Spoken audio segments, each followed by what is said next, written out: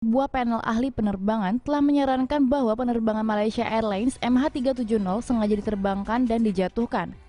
Para ahli dikumpulkan oleh 60 Minutes Australia yang percaya bahwa kapten pilot mendalangi hilangnya pesawat itu. Halo guys, Assalamualaikum warahmatullahi wabarakatuh. Welcome back to Arini Stories. Mari bercerita.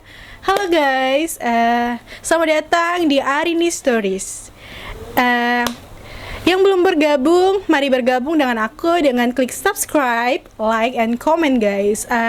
Jangan lupa follow juga Instagram aku Arini, and aku di situ aku bakalan share kehidupan sehari-hari aku, dan tentu saja uploadan pertama itu di Instagram aku bakal ada notifikasi gitu guys. Oke, langsung aja. Kali ini aku mau bahas tentang pesawat Malaysia Airlines MH370 yang saat ini juga belum terpecahin ya guys. Padahal udah tahun 2014 pesawat itu hilang dan belum ditemukan fisiknya guys. Oke, langsung saja kita masuk ke topik and check it out. Pesawat Malaysia Airlines MH370 pada tanggal 8 Maret 2014. Malaysia Airlines MH370 melakukan lepas landas dari Bandara Kuala Lumpur guys, dengan 239 orang di dalamnya guys, termasuk awak kabin guys. Oke, next, seharusnya pesawat itu mendarat di Beijing, China guys, pada hari yang sama. Tetapi pesawat tersebut guys hilang kurang dari 1 jam setelah lepas landas di Kuala Lumpur guys. Jadi itu kan lepas landas gitu ya kan guys. Dia menuju ke arah yang udah ditentukan, dan tiba-tiba aja itu pertama itu sensornya itu masih kelihatan guys di monitor di lintas area di pesawatnya itu. Tapi nggak tahu kenapa dia kurang dari 1 jam tiba-tiba seling hilang, kayak ditelan bumi gitu, nggak ada jejaknya gitu ya guys. Reruntuhan Boeing 777 itu tidak pernah ditemukan. Juga tidak ada jejak dari awak kabinnya. Puing-puing pesawat mulai tersapu di pinggiran pantai guys, melintasi Samudra Hindia lebih dari 3 tahun setelah pesawat itu lenyap. Wow. Jadi setelah 3 tahun puing-puing pesawatnya itu tersapu ke arah Samudra Hindia gitu guys. Oh my god. Pencarian besar-besaran pun pernah dilakukan untuk mencari pesawat yang hilang ini guys, namun itu nggak membuahkan hasil. Pencarian yang hilang dihentikan pada tahun 2018 dan misteri ini belum terpecahkan. 2018 berarti menghilangnya itu 2014 dan pencarian dihentikan tuh 2018. Udah 4 tahun guys. Ouch, this is so crazy. Seorang penyidik penerbangan amatir, Daniel Boyer, mengklaim bahwa ia telah menemukan hidung dan bagian ekor pesawat Boeing 777 MH370 guys, melalui citra satelit Google Maps di hutan lebat sebelah barat laut ibu kota Kamboja, Phnom Penh. Dia mengatakan bahwa benda putih yang dia lihat tergeletak di hutan dan meyakini sebagai puing kopi ekor Boeing 777. Menurut Boyer, dilansir dari Sputnik News 15 Oktober 2018, jendela kopi juga dapat dilihat dari bagian muncung pesawat guys.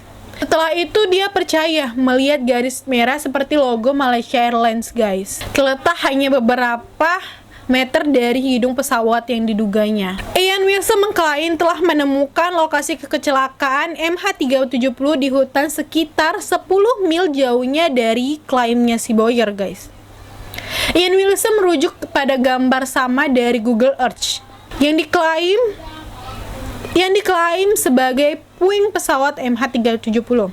Namun teorinya dipertanyakan dan beberapa ahli menyatakan bahwa gambar temuan itu adalah sebuah pesawat terbang yang secara tidak sengaja terdeteksi oleh satelit guys.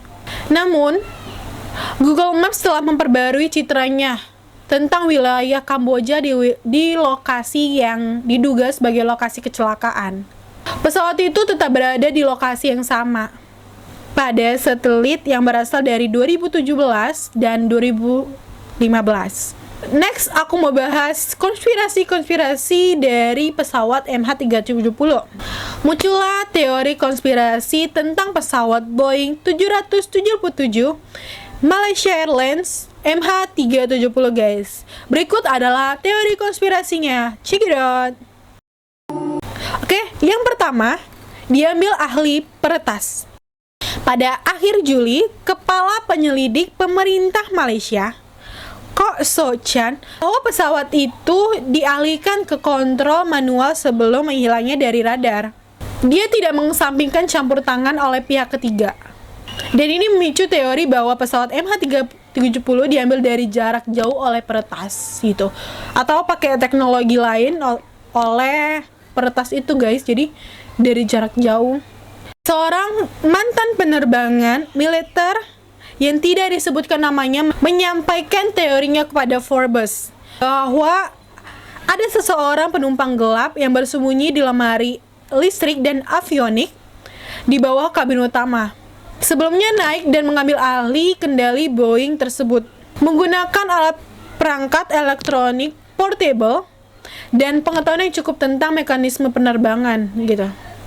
Kemudian dia menurunkan tekanan pesawat dan mematikan peralatan oksigen di kabin utama dan kokpit guys, melumpuhkan mereka yang berada di pesawat sebelum akhirnya mengendalikan pesawat ke lautan guys. Oke, next, teori konspirasi yang kedua itu upaya bunuh diri dari sang pilot guys. 370 Malaysian 370 lampu radar, good morning, climb flight level 250. Morning, level 250 Malaysian 370. Malaysian 370, climb flight level 350. Climb level 350, Malaysian 370. Malaysian 370, maintaining level 350. Malaysian 370. Malaysian 370, maintaining level 350. Malaysian 370. Malaysian 370, contact Ho Chi Minh 120.9. Good night. Good night, Malaysian 370. Larry Vance, seorang ahli penerbangan penyelidik Dewan Keselamatan Transportasi Kanada, mengatakan pada Mei bahwa ia percaya 100% bahwa MH370 sengaja diterbangkan ke laut oleh salah satu pilot dalam upaya bunuh diri.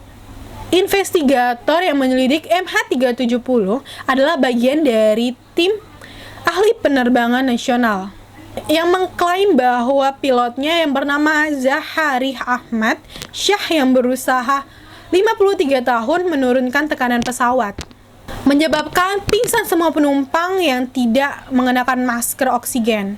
Kemudian penabrakan pesawat MH370 ke lautan. Pernyataan ini mengiyakan spekulasi Perdana Menteri Australia pada 2016 yang menyebutkan sangat mungkin bahwa Kapten MH370 merencanakan peristiwa mengejutkan bunuh diri.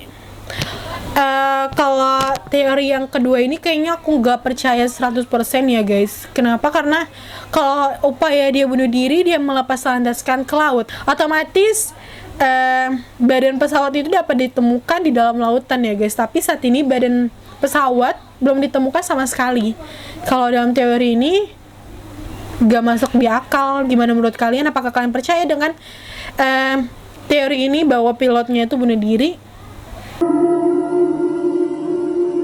Next, teori yang ketiga itu ada dicegat pesawat tempur Malaysia guys, sama pesawat Malaysianya sendiri gitu ya. Sebuah teori yang lebih aneh lagi menyatakan bahwa pesawat MH370 dicegat oleh pesawat tempur Malaysia sebelum lenyap. Andre Milne, seorang penyelidik sukarela dan pendiri perusahaan teknologi pertahanan Unicorn Aerospace, mengklaim bahwa MH370 ini mencapai ketinggian 17.740 meter, meskipun Boeing tidak bisa terbang melampaui 13.500 meter guys. Katanya dalam wawancara tersebut guys, kami sekarang pasti semua tahu bahwa pemerintah mengklaim pesawat jet tempur ini, yang berarti seluruh rantai komando dan kontrol disiapkan tinggi untuk menghadapi ancaman guys. Katanya dalam wawancara dengan tabloid Inggris Daily Star. Oke, Next.